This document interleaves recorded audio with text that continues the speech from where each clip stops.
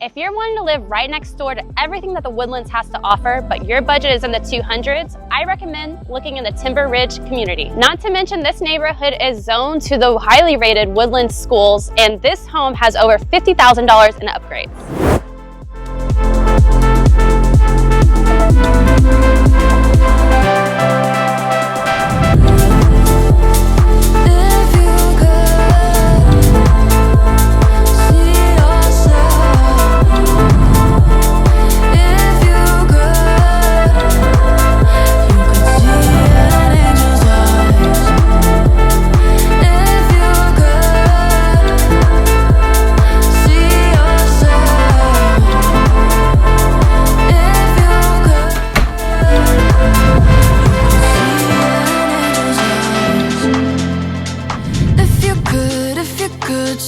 If you would like more information on this home, don't forget to like and subscribe to our YouTube channel to be one of the first to be notified of all of our latest listings.